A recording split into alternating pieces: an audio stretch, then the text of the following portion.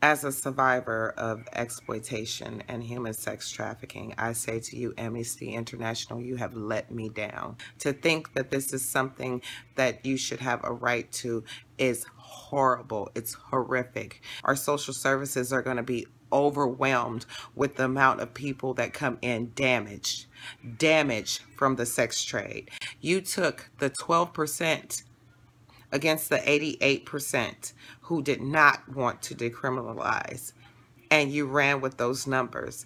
And it's okay. You gave us no platform to speak. You shut us out. You shut us down. So I want to say thank you, Amnesty International, for letting us know who you really are.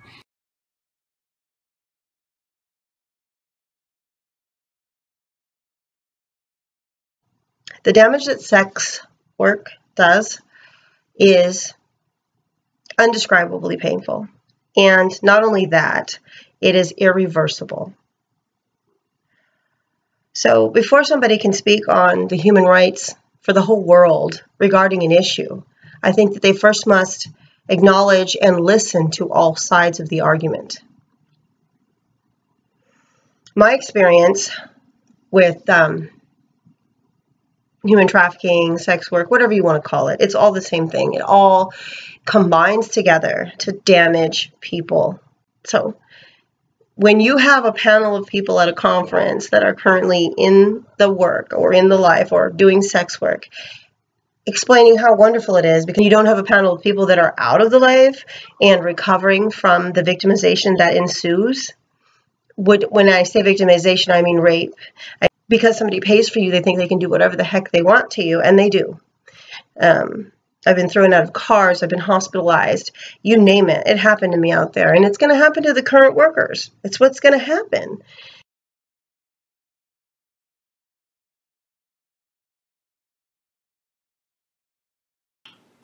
Hello, my name is Noelle Gomez. I'm the co-founder of the Organization for Prostitution Survivors here in Seattle, Washington.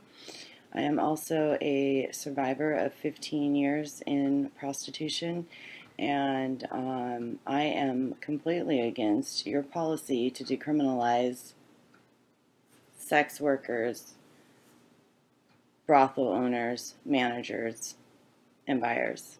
I don't believe that the members of AI were given the information. I don't think that a lot of the members understand the information. And I'm going to tell you something right now.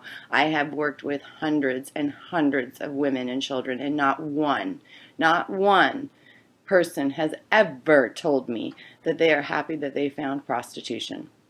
They don't have a way out. This policy is a slap in the face. We are overwhelmed with women that want out of this life. I don't understand why you would go so far and not try the Nordic model, which is decriminalization of the sex workers and criminalization of the buyers and the pimps, knowing that the brothel owners and the managers and all of those people are actually pimps.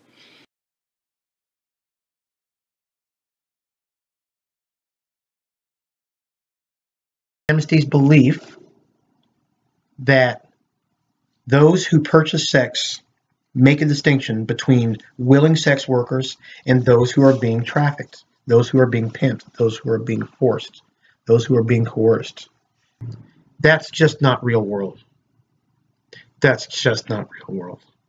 That's not true. It's disturbing because it doesn't seem like it represents anything that Amnesty International is all about. What we object to full-heartedly, 100%, is decriminalizing those who purchase other human beings. That makes no sense to us. That makes no sense to anyone that deals with the survivors and the victims that come out of this work. There are large numbers of people who would be severely, severely underserved. They need services. They need care. They need concern. That's what they need.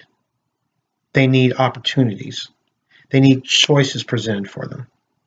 Choices that are not strictly enslaving themselves.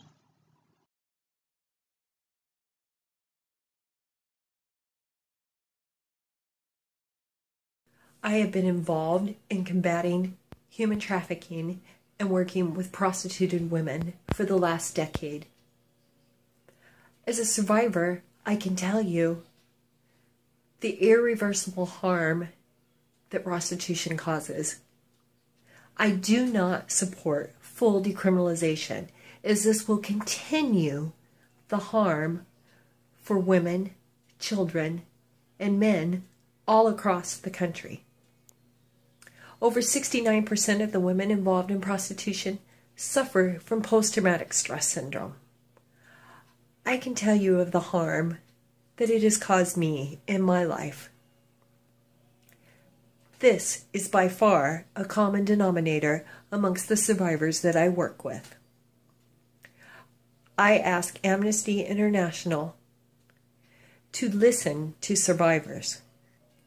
The survivor community has continued to be quieted.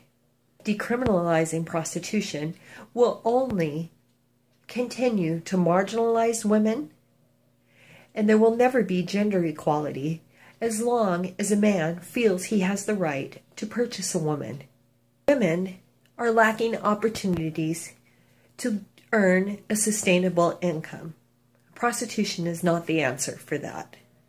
This is a fight for human rights, for gender equality, wage equality, and opportunities.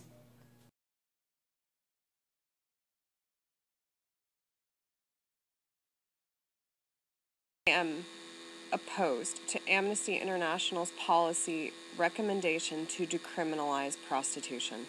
You say that we survivors are conflating prostitution and trafficking. I say that prostitution and sex trafficking are intrinsically linked. There is no separating these two things. Demand for commercial sex leads to prostitution. There are not enough people willing to do that job. So guess what? Sex trafficking will follow to pick up the slack. You know, you say you're opposed to sex trafficking, but in adopting this policy, you are essentially promoting prostitution. You are promoting the expansion of the market that will increase sex trafficking. And your opposition to criminalizing the buyers of commercial sex is feeding into that market. It is obvious that Amnesty International has more interest in protecting the rights of the buyers of commercial sex than on protecting the rights of those victimized within prostitution. This is dangerous, this is ignorant, and people will lose their lives because of this policy. If the demand goes unchecked, there will be nothing stopping them from exercising their mistaken privilege over our bodies.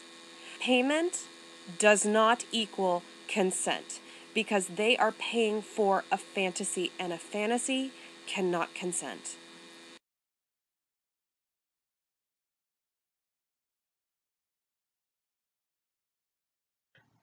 I have one question and one question only. And that's why. We will not give up. You pushing this through is the biggest mistake possibly that could happen in society at this point. There is so much disturbing about this. Please, Amnesty International, listen to survivors. You're a human rights organization. Prove it.